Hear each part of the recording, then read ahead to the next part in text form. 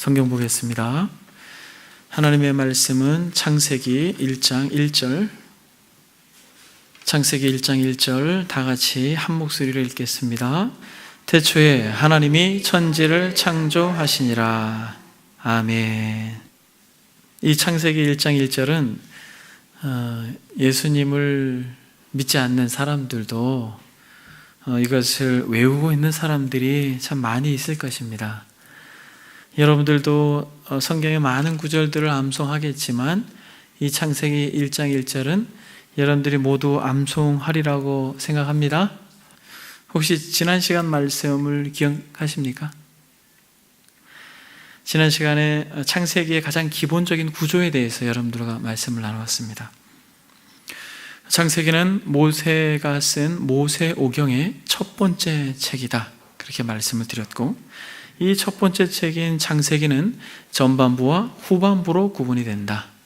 전반부는 인류의 탄생과 또 태초의 역사를 기록하고 있고, 후반부는 바로 4명의 사람 인물 중심으로 언약 백성의 대표인 아브라함과 이삭과 야곱의 인물 중심으로 하나님께서 계획하신 언약 백성을 형성하는 형성사를 창세기가 기록하고 있다, 그렇게 여러분들에게 설명드렸습니다. 여러분 기억나시죠?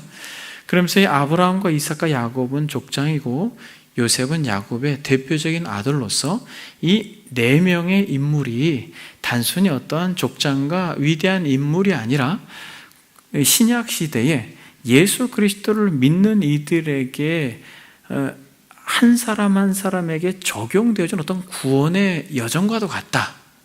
그러므로 영적 이스라엘 백성들의 자화상을 이 아브라함과 이삭과 야곱과 요셉이 담아내고 있다, 이렇게 여러분들에게 설명을 드렸습니다.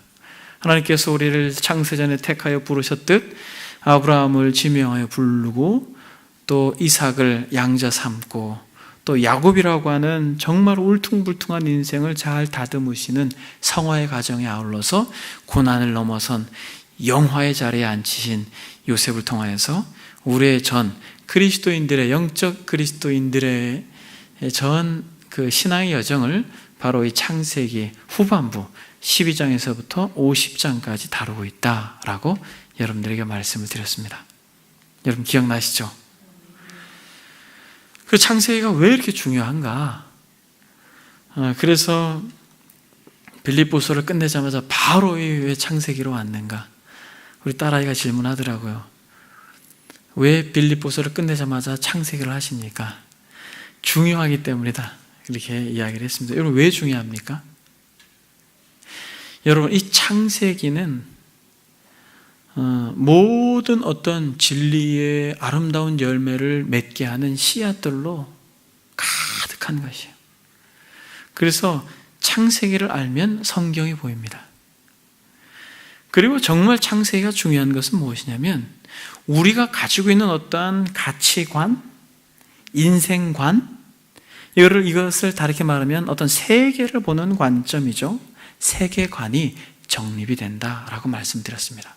그러니까 창세기를 제대로 배우지 않는 사람들은 신앙생활을 오래 했어도 자신이 경험한 하나님에 제한되고 그 경험에 갇혀 있다는 것입니다.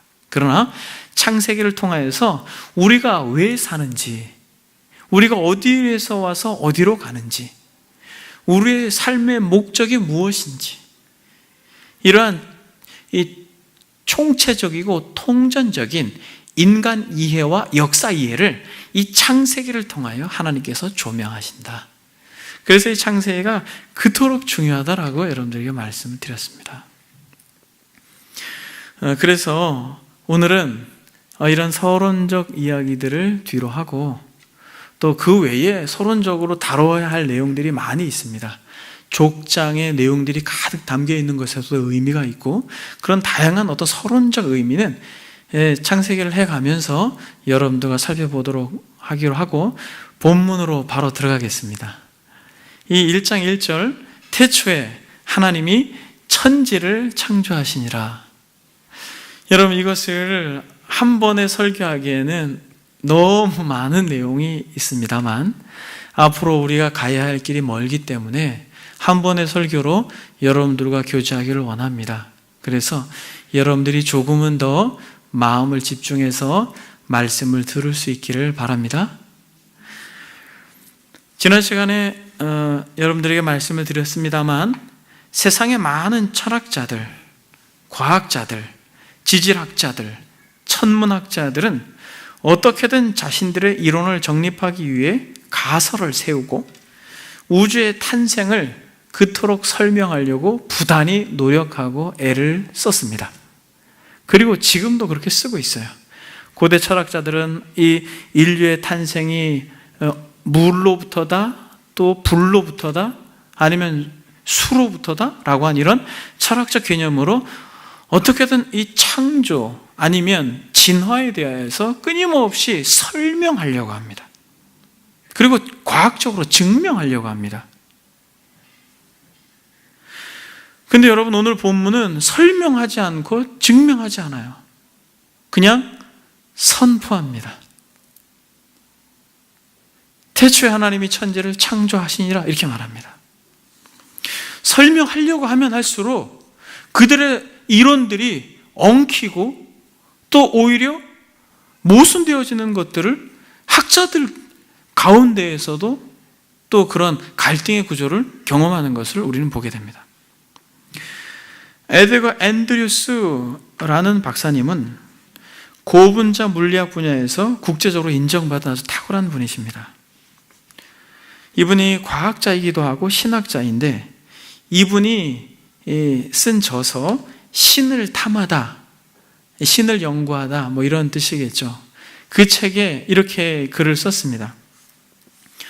생명체의 기원은 지구에는 절대 우연히 일어나는 게 아니다. 여기에는 하나님의 섬세하고 세심한 손길이 들어있다. 과학자 프레드 호일 박사는 단백질 분자를 이루는 아미노산 구성 성분들이 모여 저절로 단백질 분자 하나가 만들어질 확률을 계산한 뒤 그 확률이 고철 야적장에서 고철이 모여있는 어떤 그런 그 장소에서 회오리 바람이 불어서 보잉 747 여객기가 저절로 조립될 확률과 같다 라고 말한 바 있다. 이게 무슨 말인지 이해되세요? 어떤 단세포 생물이 진화되고 또 진화돼서 어떻게 이렇게 고등동물, 척추동물이 될 수 있다라고 하는 것은 그 확률적인 의미를 고철이 모여있는 그런 이 폐허 지역에 바람이 한번 불었는데 그 고철들이 촉촉촉촉 돼가지고 보잉 747기, 여러분 보잉 747기가 뭔지 알죠? 여객기인데 굉장히 큰 여객기를 말하는 것입니다. 그 여객기가 만들어질 확률이라는 것이에요. 말이 안 된다는 얘기입니다. 근데 어떻게든 당신들의 어떠한 가설을 통하여서 또 논리적으로 증명하려고 하는 어떤 몸부림 자체가 안쓰러운 것이죠. 여러분, 이뿐 아니라 수년 전에 진화론의 대표적인 상징이 있었습니다. 진화되어진 어떤 새의 종류가 있었어요. 그걸 시조새라고 말합니다. 이 시조새가 실제로 있었는가 없었는가로 논란이 됐었습니다. 그리고 결국에는 이 교학사라고 하는 교과서에서는 이 시조새가 빠졌습니다. 그리고 인류의 조상으로 또 우리가 알고 있는 오스트랄로피테쿠스나 네안데르탈인도 정밀적인 과학적 조사 결과로 이것이 근거가 아주 희박하다라고 하는 것이 밝혀졌습니다. 그래서 오히려 여러분, 그렇게 아주 철저하게 과학적 연구를 하는 사람들이 그리스도께로 돌아오는 예가 많이 있다고 합니다. 이렇게 가설을 설정해 놓고 자기가 원하는 결과를 얻어내기 위해서 자료를 조작하는 현상을 가리켜서 데이터 마사지라고 그렇게 이름을 붙였습니다. 자신이 가진 신념과 전제에 따라서 미리 정해놓은 결론을 밀어붙이기식 관찰 결과를 조작하는 것을 말하는 것입니다. 근데 과학자들이 그래 왔던 것이죠. 근데 여러분, 이러한 지속적인 이 자신들의 어떤 가설을 설득하기 위한 노력이 오히려 스스로 와해되어지고 무너지는 현상을 우리는 보고 있는 것입니다. 그래서 여러분, 이 과학적인 진술, 또 이 논리적인 설명이 얼마나 많은 한계가 있는가. 과학자들이 이것들을 논리적으로 또 증명하려고 하고 그렇게 굉장히 설득을 하려고 하면서 결국 부딪히는 종착점은 어떤 전능자가, 어떤 지혜에 탁월하신 어떤 절대자가 아주 계획적으로 조밀조밀하게 만들지 않으면 불가능하다라고 하는 결론에 도달한다는 것입니다. 특히 여러분, 이 인간의 눈이라고 하는 것은 이건 어떻게 자연 발생적으로 생길 수 없는 그런 신체 구조라는 것이 이 눈이라고 하는 것이. 그래서 어떤 사람들은 오늘 말씀이 태초에 하나님이 천지를 창조하십니다라고 하는 이 선포 말고 이것을 잘 논리적으로 설명했으면 좋았을 뻔했겠다. 그러면 사람들이 좀 더 하나님을 잘 믿지 않았을까라고 생각합니다. 여러분, 그랬을 것 같아요? 사랑하는 여러분, 혹시 어떤 분이 이 성경에 이 창조하셨다는 것을 논리적 설명으로 사람들이 믿을 수 있을 것이다라고 생각한다면 그것은 큰 착각이라는 것입니다. 선포되어지는 말씀으로 하나님의 이 창조적 역사로 말미암아 그 기운이 들어올 때 이것이 믿어지는 원리를 하나님이 택하셨다라는 것이에요. 그래서 이 짤막한 한 절로 어떠한 설명도 거두절미하고 하나님께서 우주 만물을 창조하셨습니다 라고 하는 걸로 멈췄다라는 것이에요. 믿기는 이 말씀이 이 시간에 선포되어질 때 여러분들이 이게 믿어진다면 여러분들은 창세기가 열릴 뿐만 아니라 요한계시록까지 하나님께서 말씀하고 계신 모든 놀라운 그의 행적들마저도 여러분들에게 아멘으로 믿어질 줄 소망합니다. 하나님께서 천지를 창조하셨습니다. 여러분, 한번 생각해 보십시오. 이것을 설명한다는 것도 불가능합니다. 왜 불가능하냐면 하나님께서 태초에 천지를 창조하셨습니다라고 말할 때 이걸 설명하려면 관찰자가 있어야 되는데 관찰한 사람이 있어요, 없어요? 없죠. 그러므로 여러분, 관찰해서 데이터를 만들어야지 설명을 하죠. 과학적 증명은 그것입니다. 데이터를 가지고 증명하는 것인데 태초에 하나님께서 천지를 창조할 때 그것을 본 사람이 없어요. 그래서 저와 여러분들이 태어날 때는 그렇습니다만 지금 현대 우리의 자녀들은 좀 다를 수 있어요. 그러나 저와 여러분들 같은 경우는 여러분들이 태어날 때 여러분들이 어떤 태어난 자료적 증거나 근거가 있습니까? 지금 우리의 아들, 딸은 제가 사진으로 그 증거를 담아놨습니다. 디지털 사진기이기 때문에 몇 날 몇 시에 태어났는지 찍혀 있어요. 여러분들은? 없죠? 저도 없습니다. 근데 우리가 그것을 어떻게 신뢰해요? 생일을 정해놓고 그날이 생일이라고 하고 다 축하해주고 케이크도 끄죠? 여러분, 그날을 어떻게 여러분들이 알고 확신합니까? 권위자가 어떤 데이터를 가지고 여러분들에게 증명해 보인 것이 아니라 권위자가 여러분들에게 알려주었죠. 여러분들의 부모님이, 여러분들의 어머님이 아유 아들아 너는 이때 태어났단다. 그때 너 태어날 때 내가 죽을 뻔했었어. 아 그래, 엄마가 이때 선포, 즉 말씀해 주셨으니까 내가 이때 태어났구나 라고 하는 깨달음이 있는 것입니다. 이처럼 하나님께서, 하늘 아버지께서 내가 만물을 창조했다, 이것이 여러분들의 심령 가운데 어린아이와 같이 순전하게 믿어지는 은혜가 있기를 축복합니다. 아멘. 이럴 때 여러분, 우리는 성경이 씌워지는 거예요. 하나님께서 창조하셨다면, 이게 믿어진다면 동정녀의 탄생이 무엇이 문제입니까? 물을 걸으신 그리스도의 그 영광이 무슨 문제가 됩니까? 물고기 2마리와 보리떡 5개로 5,000명을 먹이신 그리스도의 영광이 여러분 우리에게 무슨 문제가 되겠습니까? 하나님께서 창조하셨다는 것을 믿는다면. 그래서 여러분, 만약 여러분들이 이 선포를 믿는다면, 하나님께서 창조하셨습니다라고 하는 이 선포를 믿는다면, 논리적으로 증명하려고 하지 않고 설명하려고 하지 않고 선포하고 있는 이 놀라운 진리를 여러분들이 마음속으로 받아들이기만 한다면 우리의 인생관과 우리의 삶의 가치는 달라질 것입니다.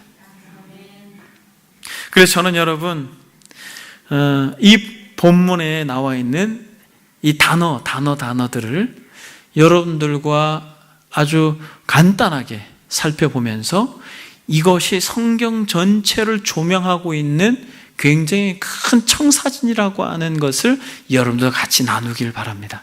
창세기를 조명하는 청사진이기도 하지만은 성경 전체를 조명하는 청사진이 바로 이 창세기 1장 1절에 단어 속에 그대로 아름다운 보석처럼 콱 박혀 있다라는 것이에요.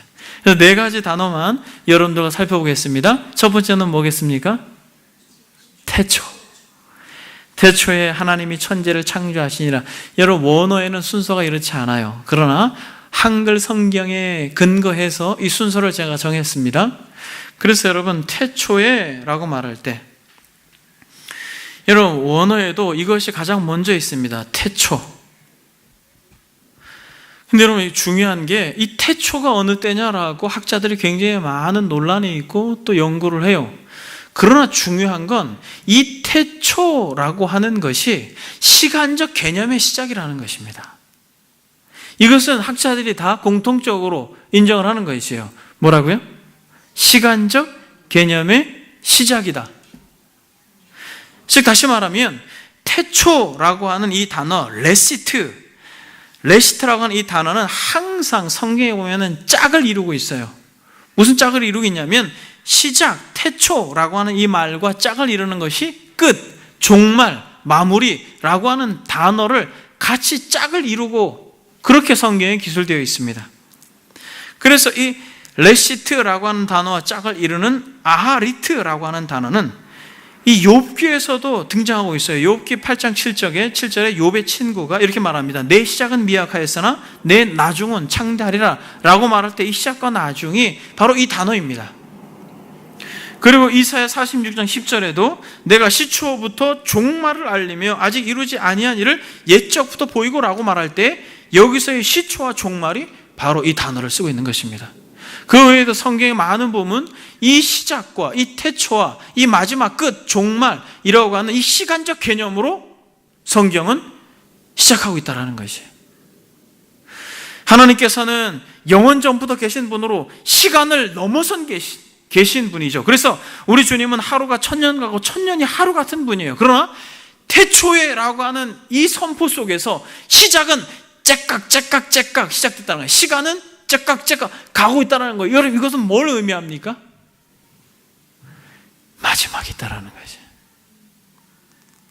마지막이 있다는 것입니다.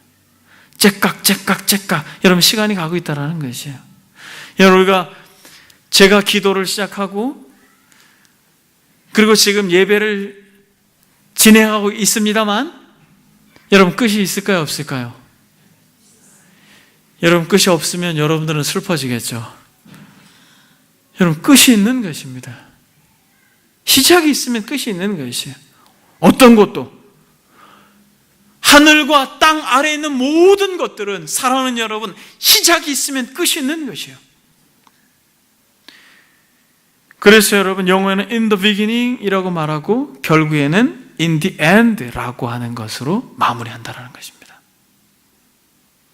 여러분 이것은 역사가 그렇다는 것이에요. 하나님께서 역사를 시작하셨다면 우주 만물을 창조하시고 역사를 시작하셨다면 역사를 반드시 어떻게 하겠다는 것입니까? 역사를 끝내는 날이 있다는 것입니다. 여러분 우리는 어떻습니까? 우리도 여러분 태어났을 때 응애! 라고 하면서 우리의 인생이 시작을 했잖아요. 여러분, 우리는 이 온기를 뿜어내고 다시는 호흡하지 않을 날이 있다는 것이 여러분, 태초에 창세기가 있으면 요한계시록이 있는 것입니다. 여러분들이 읽는 책들, 이것이 어떤 경건서적이든 아니면 정치적인 책이든 아니면 문학책이든 무슨 책이라든 여러분 읽어보십시오. 읽을 때 꼭 거기에 저자의 글을 한번 보십시오. 대부분의 책들이 태어난 출생 연도가 있으면 죽은 연도가 있죠. 저는 여러분 책을 볼 때 항상 그 연도를 봐요. 이 사람이 어느 때의 시대의 사람인가. 왜냐하면 그 시대의 인물이기 때문에 그렇습니다. 저와 여러분들도 영원히 살 것 같지만은 우리에게 마지막이 있다는 것은 이게 복음이라는 것을 여러분들이 알 수 있길 바랍니다. 여러분, 우리에게 인생의 끝이 있다는 것이, 태초에 라고 말할 때 하나님께서 역사의 시작 가운데 마침이 있다는 것입니다.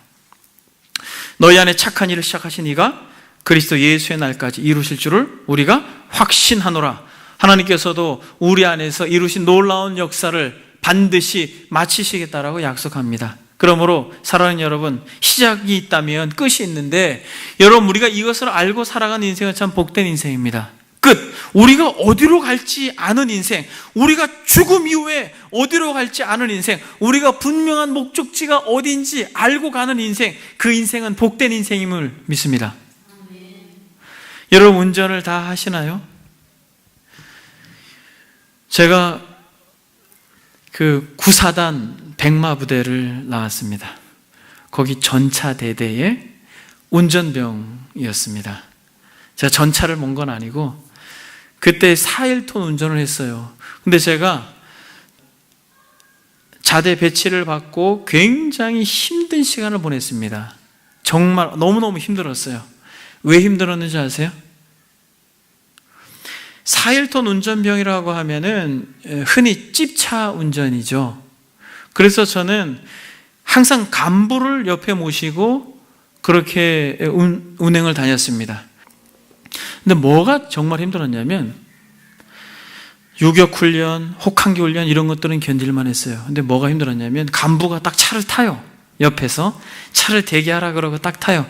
그리고 간부가 뭐라는지 아세요? 가자. 그럼 제가 어떻게 해야 되는지 아세요? 가야 돼요. 가야 돼. 어디로 가자라고 말할 때까지 가야 돼요. 쭉. 이분이 어디로 가자라는 거예요. 그런데 또 어디로 가자 그래요. 공병대로 가자. 근데 이게 공병대가 어딘지 모르네요. 목적지는 정해졌는데 가본 적이 없으니까요.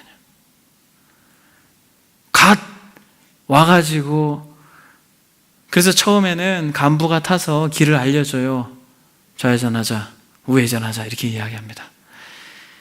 여러분 이게 얼마나 힘든 건지 아세요?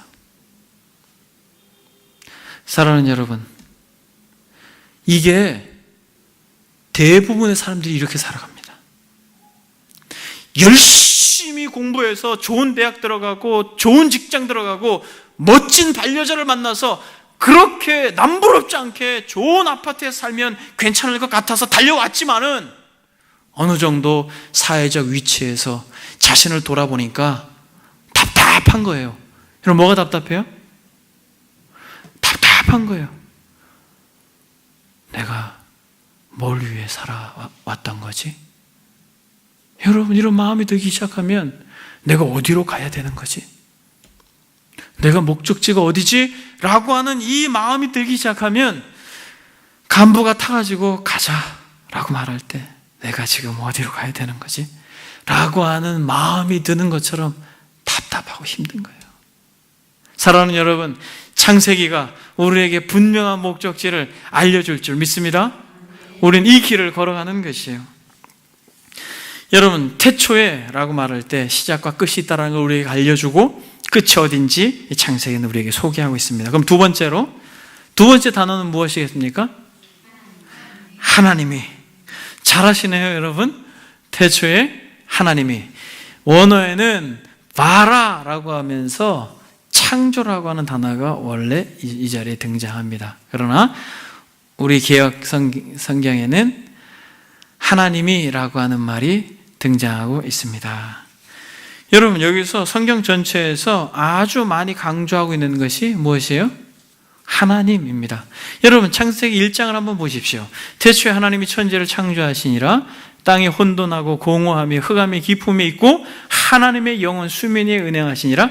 하나님이 이르시되 빛이 있으라 하시니 빛이 있었고 빛이 하나님이 보시기에 좋았더라. 하나님이 빛과 어둠을 나누사 하나님이 빛을 나치라 부르시고 하나님이 이르시되 물 가운데 하나님이 궁창을 만드사 하나님이 궁창을 하느리라. 하나님이 야, 여러분, 창세기 1장만 우리가 정직하게 읽어보면 우리에게 분명히 깨닫는 한 가지 진리가 있습니다. 이것은 창세기에서 정확하게 선포하는 메시지예요. 하늘과 땅의 왕은 하나님이라는 거예요. 하늘과 땅의 주인은 하나님이라는 것이에요. 근데 여러분, 놀라운 것은 하늘과 땅의 이 세계의 중심에 누가 있어요? 여러분, 한번 솔직하게 여러분 생각해 보세요. 하늘과 땅의 중심에 누가 있어요? 여러분, 정말 솔직하게 한번 얘기해 보세요. 하늘과 땅에 여러분 하나님이 계셔요? 무려 창세기에 1장에만 하나님이라고 하는 단어가 30회가 넘게 나옵니다. 여러분, 이게 성경이 말하는 진리예요. 여러분, 하나님 당신이 나의 주인입니다. 요한계시록에서 끝까지 그 세상 앞에 절하지 않고 굽히지 않고 그 고난 가운데 살아냈던 그 믿음의 사람들이 지켰던 게 무엇이에요? 하늘과 땅의 왕은 하나님이십니다. 예수님, 당신이 나의 로드입니다 라고 하는 것이 계시록에 그 사자밥이 됨에도 불구하고 끝까지 믿음을 지켰던 이들의 고백이에요. 여러분, 이게. 근데 여러분, 아담도 하나님처럼 되려고 타락한 것이죠. 그러므로 아담 이후에 태어난 모든 사람들은 여러분 보십시오. 그가 아무리 신앙이 좋아 보이지만 결정적인 순간에 하나님은 잠시 뒤로 제쳐놓고 잠시만 계세요. 제가 하겠습니다. 이렇게 모든 해결을 하려고 하는 것이 우리죠, 여러분. 그리고 솔직히 여러분 생각해 보십시오. 내가 죽으면 무슨 의미가 있겠어? 내가 죽으면 다 끝나는 거 아니야? 여러분, 그렇습니까? 여러분, 그것은 정말 성경을 모르는 사람들이 하는 말이에요. 내가 죽어도 주를 위하여, 내가 살아도 주를 위하여. 아멘. 여러분, 정말 많은 사람들이 내가 죽으면 무슨 의미가 있겠어? 내가 세상에 없는데 그것이 나에게 어떤 의미가 있겠어? 그러나 여러분, 조금만 한번 여러분 객관적으로 한번 보십시오. 만약 여러분들이 지금 이 순간에 심장이 멎어서 여러분들의 심장이 싸늘하게 식어도, 여러분 한번 생각해 보십시오. 정말 심장이 싸늘하게 식어도 여러분들이 타고 다니는 차의 엔진이 식을 것 같아요? 안 식어요, 여러분. 다른 사람이 꼭 타고 다닐 거예요. 정말 20년, 30년 돼가지고 도무지 타고 다닐 수 없어서 폐차를 시키지 않는 한 그 차는 여전히 엔진이 돌고 그 엔진이 따뜻하게 유지될 것입니다. 여러분들이 차고 있는 시계는 여러분들의 심장이 멈춘다고 그 시계가 멎을 것 같아요? 여전히 시계는 가요. 제가 치는 기타, 저와 함께 죽을 것 같아요. 키보드, 피아노, 어떤 것 하나, 우리가 이 땅에서 누렸던 그 어떤 것 하나도 나와 함께 멈추지 않습니다. 그것이 너무 싫었던 절대 권력자가 어떻게 했어요? 다 묻었어요. 나와 함께 다 멈추게 했습니다. 사랑하는 여러분, 한번 조금만 정직하게 생각해 보십시오. 역사의 중심에 하나님이 계셔요. 내 심장이 멎어도 여러분, 세상은 그대로 분주하게 바쁘게 돌아갈 것입니다. 제가 여러분 잠실에서 살 때 새벽에 새벽 예배를 마치고 석촌호수를 이렇게 조깅을 할 때가 있었습니다. 그리고 밤에도 꼭 조깅을 하는데 문득 어느 날 그런 생각이 드는 거예요. 아, 이 석촌호수를 수년 전에도 많은 사람들이 여기서 이렇게 조깅을 하면서 자신의 몸을 관리를 했겠지? 내가 만약 죽어서 이 석촌호수에 나와 운동을 하지 않아도 내일도 이 수많은 사람들이 이 벚꽃을 보면서, 벚꽃이 아름다웠거든요, 이 벚꽃을 보면서 즐겁게 이 꽃길을 걷겠지? 여러분, 그 생각이 드니까 되게 겸손해지더라고요. 되게 겸손해지더라고요. 여러분, 주님께서 뭐라고 말합니까? 나는 알파와 오메가라. 이제도 있고 전에도 있고 장차 올 자요 전능한 자라 하시니라. 아멘. 사랑하는 여러분, 역사를 창조하신 하나님은 영원하시나 우리 인생들은 주님이 코에 온기를 거두시면 그대로 심장이 멎고 이 세상은 어떤 것도 요동하지 않고 그렇게 어제의 오늘이 내일이 될 것입니다. 그래서 여러분, 우리가 정말 이 창세기를 공부하면서 그리고 계속 성경을 공부하면서 여러분 이 마음을 가지고 있어야 돼요. 객관적으로, 역사의 중심은 하나님이시구나.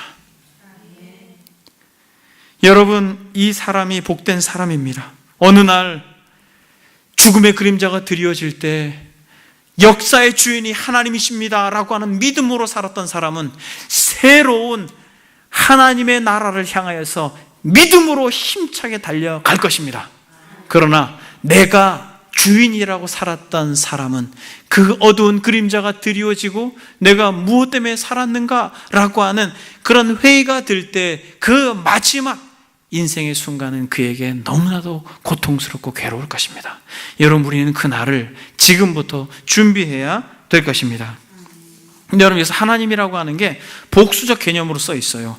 이 복수적 개념이라고 하는 것은 굉장히 엘로힘이라고 하는 게 복수적 개념인데 장엄한 고대적 표현이에요. 장엄한 어떤 존재를 칭할 때 이 복수적 개념을 썼다고 합니다.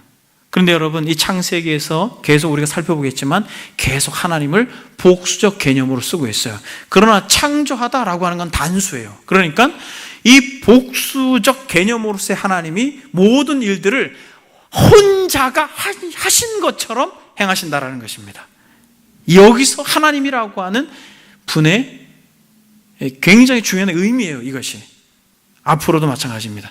그래서 모든 이 역사의 진행 속에서 행하신 일들, 창조, 구속하는 모든 것들 속에서 하나님은 홀로 하신 것이 아니라 삼위 하나님으로서 같이 역사하셨다라는 것이에요, 여러분. 그래서 요한복음 1장에 보게 되면 태초에 말씀이 계시니라, 이 말씀이 하나님과 함께 했으니 이 말씀이 곧 하나님이다 라고 말하면서 1장 3절에 만물이 그로 말미암아 지은 바 되었으니 지은 것이 하나도 그가 없이는 된 것이 없느니라. 즉 여기서 말하는 그는 누구예요? 말씀이 육신이 되셔서 이 땅 가운데 오신 예수 그리스도, 그분이 창조 때에 거기에 계시다라는 것이에요. 우리 주님께서 요한에게 세례를 받으실 때에 하늘의 문이 열리고 어떤 음성이 들렸습니까? 이는 내 사랑하는 아들이요 내 기뻐하는 자라. 그 가운데 하나님이 계셨고 성령이 비둘기같이 임하셨어요. 그러므로 복수적 개념으로 장엄한 하나님의 영광을 창조 가운데 그 기운으로 하셨다라는 것이에요. 이것이 어렵게 들릴 수 있겠습니다만 창세기를 살펴보면서 또 여러분들이 계속 말씀을 읽으면서 또 같이 공부하면서 삼위일체라고 하는 것이 이게 얼마나 영광스럽고 어마어마한 내용인지 같이 깨달아 아는 은혜가 있을 줄 믿습니다. 그러므로 이 하나님께, 이 영광스러운 복수적 어미로우신 장엄하신 그 하나님께 우리가 마땅히 영광을 돌려야 되는 존재로 어떻게 하셨다? 창조하셨다라는 것이에요. 그러므로 세 번째 단어는 무엇이겠습니까? 천지를. 원래 창조가 맨 앞, 그 두 번째 있지만은 개역 개정순으로 천지를. 여러분 여기서 천지라고 하는 게 원어 성경에는 뒷부분에 있는데 천지가 아니에요, 여러분. 두 단어입니다. 하늘과 그리고 땅 이렇게 되어 있어요. 영어 성경에도 그 하늘과 그 땅 이렇게 되어 있습니다. 분명하게. 근데 그 하늘들과 그 땅 이렇게 되어 있어요, 또. 그러니까 하늘이 복수로 되어 있습니다. 그러니까 여기서 하늘이 복수로 되어 있다는 건 뭘 의미하냐면은 하늘이 있는데 그 하늘에 하늘이 있다는 것이에요. 여기서 말하는 하늘은 우주를 말하는 것이에요. 끝없는 우주, 즉 하나님께서 우주, 정말 광활한 우주도 통치하시고 다스리시고 거기에도 우리 하나님의 이 창조의 기운이 여전히 미치고 있다라고 하는 사실을 말씀하고 있는 것입니다. 근데 여러분, 하나님께서 이 천지를 창조했다라고 말할 때 이 천지를 그럼 창조한 목적이 무엇이에요? 하늘과 땅에 있는 모든 것들을 앞으로 살펴보겠습니다만 창조하신 목적이 무엇이에요? 바로 삶 위로 계신 그 장엄하신 복되신 그 지혜에 무한하신 그 선하신 그분이 창조하셨다라고 하는 걸 찬양하게 하기 위해서 천지 만물을 만드셨다는 거예요. 여러분 이 꽃이 여러분 이렇게 예쁘게 폈잖아요. 사람들이 보기 좋으라고 이 꽃이 이렇게 예쁘게 핀 게 아니라 하나님이 이 꽃 가운데 하나님의 놀라운 지혜의 아름다움을 여기다 심어 놓으신 거예요. 여러분 놀랍지 않아요? 이게 우리가 꽃으로 있어서 많이 자주 봤기 때문에 아 이게 예쁜 꽃이구나 라고 하지만은 사랑하는 여러분 보세요. 여러분들이 조금만 자세히 한번 보세요. 이 완벽한 대칭, 피타고라스는 우주 만물의 이 기원이 뭐라고 말했습니까? 수라고 했잖아요. 이 완벽한 대칭을 한번 보십시오. 여러분들이 예배 마치고 오셔가지고 이 남은 잎사귀를 한번 보십시오. 여기서 이렇게 뻗어 나온 이 비례 되는 이 아름다움 있잖아요. 이 피타고라스가 진정한 아름다운 완전한 대칭이라고 했거든요. 그리고 비가 쏟아질 때 여러분 있잖아요. 빗소리가 시끄러웠다고 생각한 적 있으세요, 여러분? 막 빗소리가 막 양철 지붕을 때릴 때 말고, 양철 지붕 때릴 때 따다다닥 하는 거 말고, 여러분 정말 자연 속에 여러분들이 만약 그 자연 속에 비가 쫙 올 때 그 자연을 걸을 때 아, 이 빗소리가 시끄럽다고 여러분 생각해 본 적 있어요? 여러분 이게 하나님께서 그의 말할 수 없는 창조의 영광 가운데 담아 놓은 것이다.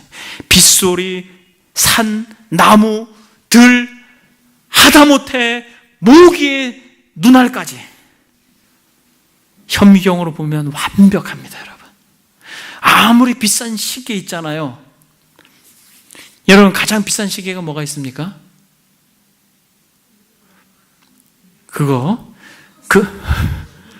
뭔지 모르겠습니다, 제가. 그거를 굉장한 현미경으로 확대해서 보게 되면 정말 비싼 시계는 굉장히 정교하게 만들어져 보여요. 그러나 굉장히 확대해 보면 그 표면이 거칠어요. 그런데 잠자리 눈알이나 모기 날개를 현미경으로 수백 배 확대해 보잖아요. 굉장히 아름다운 대칭으로 되어 있다는 거예요, 여러분.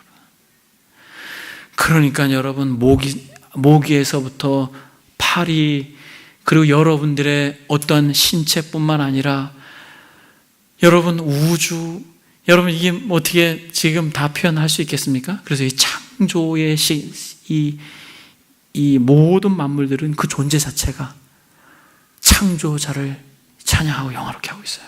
요리 잘하는 사람에게 요리를 참 잘합니다, 그렇게 만들었어요.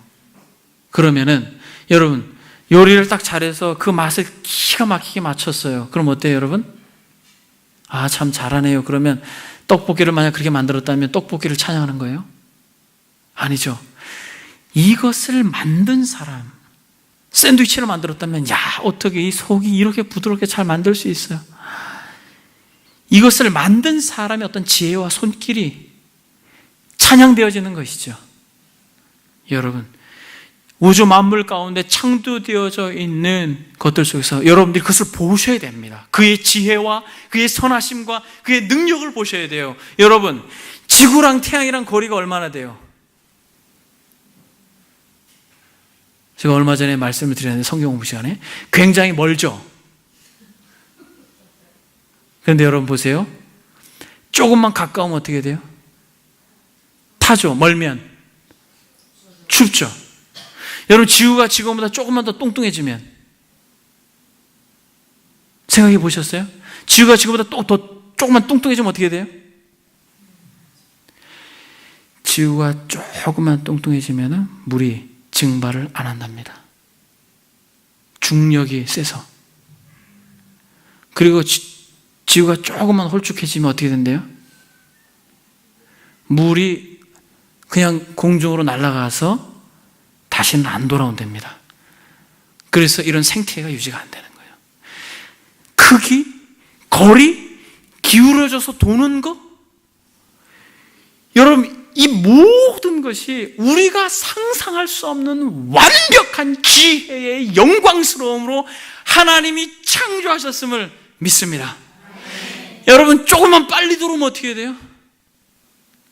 태풍이 여기저기서 계속 나는 거예요, 여러분. 조금만 천천히 돌면 지구가, 일교차가 심해가지고 너무너무 괴로운 것입니다. 사랑하는 여러분, 이런 것들을 우리가 조금만 생각해 보면 하나님께서 창조하신 창조의 지혜와 영광이 얼마나 많은 것들 속에서 우리가 그를 노래하지 않을 수 없는지, 여러분들 이런 영적인 안목이 떠지기를 주의 이름으로 소망합니다. 그래, 여러분, 더 하고 싶지만 넘어가겠습니다. 마지막으로 창조. 여러분, 창조라고 하는 것이 만들다라고 하는 것이죠. 이 창조라고 하는 이 단어가 성경에는 두 가지 단어가 있습니다. 하나는 바라라고 하는 단어이고 하나는 아사라고 하는 단어입니다. 근데 여러분, 여기서 말하는 창조는 베레시트 바라라고 하는 이 바라를 썼습니다. 바라라고 하는 것은 뭐냐면 없는 것에서 창조했다라는 것이에요. 근데 여러분, 이 아사는 있는 것에서 만든 거예요. 그래서 이 바라는 하나님의 영역에서 이 창조하다, 만들다라고 할 때 쓰이고, 이 아사라고 하는 것은 인간이 무언가를 만들 때 쓰는 단어로 성경을 그렇게 구분합니다. 근데 여러분, 놀라운 것은 이 바라라고 하는, 이 창조라고 하는 이 단어를 쓸 때 있는 것에서 창조할 때 쓰였던 어떤 그 내용이 있어요. 여러분, 어딘지 아세요? 무에서 창조한 거 말고 있는 것에서 창조한, 이게 참 놀라운 것이에요, 여러분. 그래서 여러분, 창세기 1장 1절이 얼마나 이 풍성한 내용이 담겨 있는지를 아셔야 됩니다. 어느 때 여러분 요 바라라는 단어를 썼는지 아세요? 우리가 살펴보았습니다, 여러분. 금요일날 시편 51편에 어디 것 같아요? 하나님이요, 내 속에 정한 마음을 창조하시고 내 안에 정직한 영을 새롭게 하셔서, 여러분, 여기서 창조라는 단어를 썼다는 거죠. 여러분, 놀랍지 않습니까? 하나님께서 이 창조라고 하는 이 단어 속에 뭘 심어 놓으시는 거예요?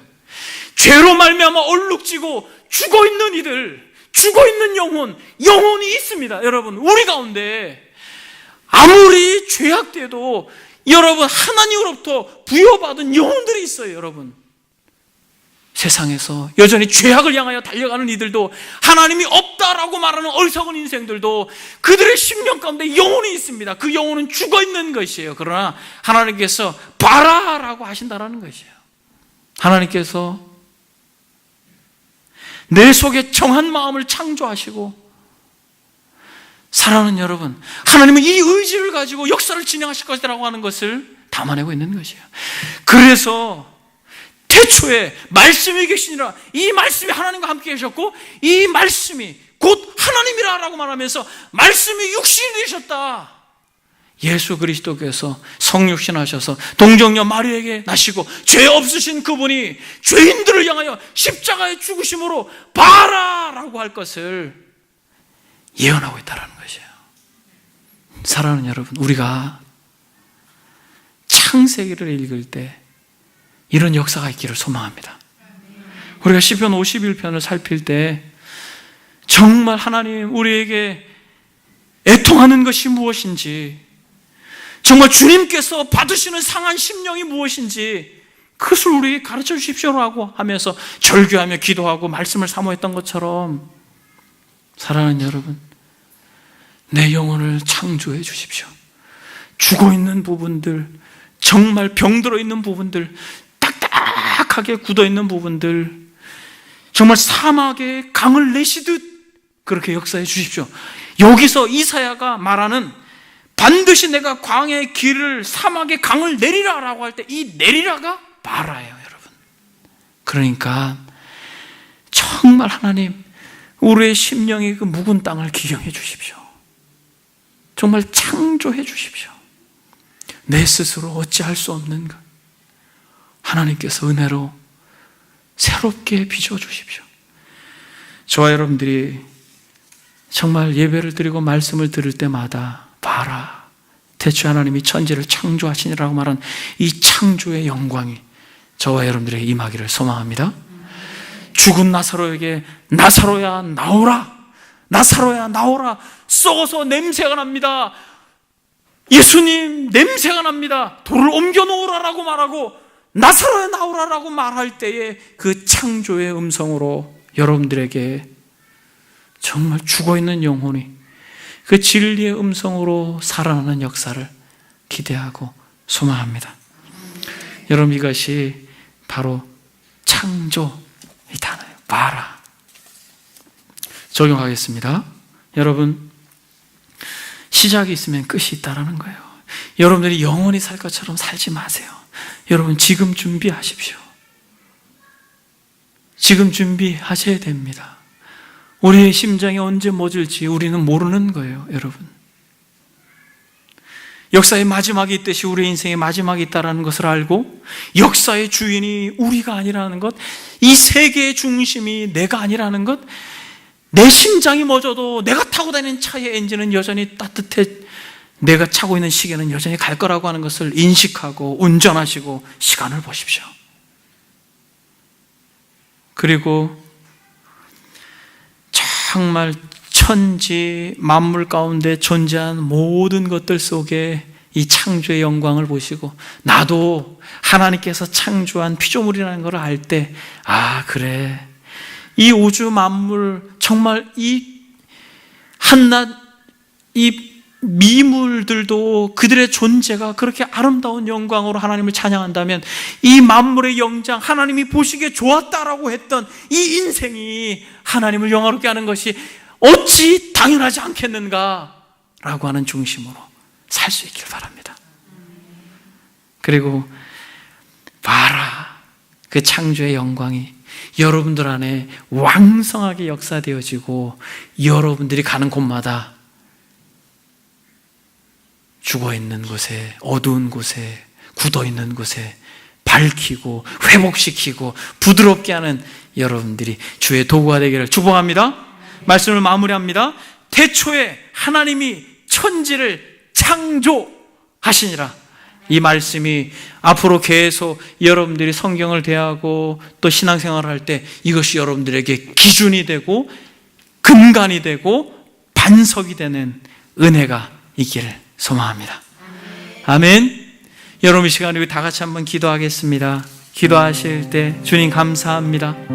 봐라, 우리를 새 창조해 주셔서 우리의 영혼을 정직하게 새로 빚어주셔서 예수님을 믿고 하나님을 아버지로 부를 수 있도록 은총을 베풀어 주셔서 감사합니다. 주님, 우리가 창세기를 대할 때 조금 더 겸손하겠습니다.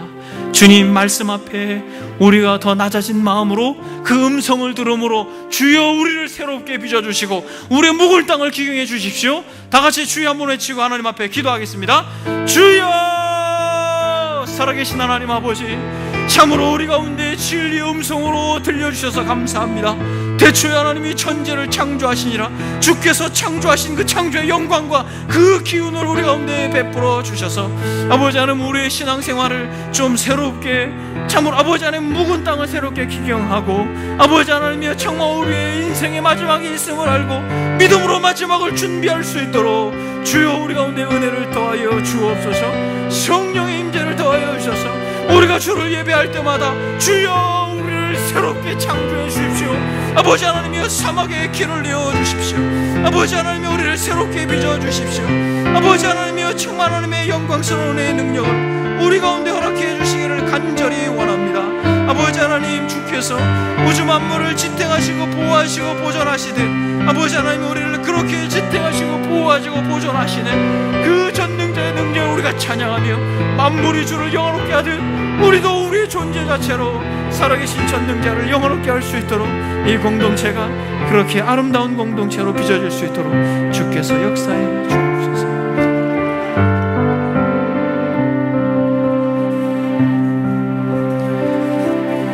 살아계신 하나님 아버지, 감사합니다.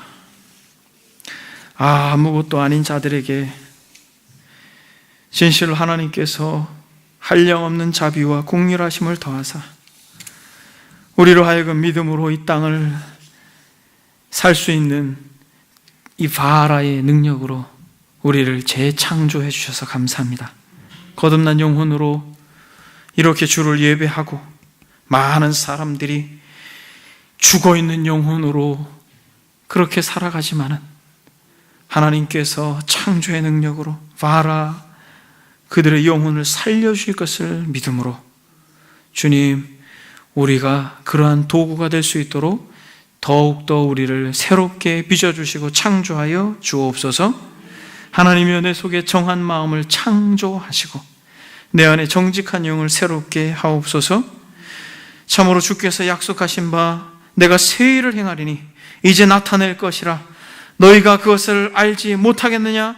반드시 내가 광야의 길을 사막의 강을 내리라 라고 말씀하신 그 능력을 사랑하는 인생들과 이 공동체 가운데 주님께서 그렇게 역사하여 주옵소서. 앞으로 주님 창세기를 같이 공부하고 또 상고할 때마다 하나님께서 진리와 지혜의 풍성함을 부어주셔서 우리로 마땅한 신앙인으로 바른 가치관을 가지고 그렇게 주님을 아름답게 섬길 수 있도록 은혜를 더하여 주옵소서. 감사드리며 예수님의 이름으로 기도드립니다. 아멘.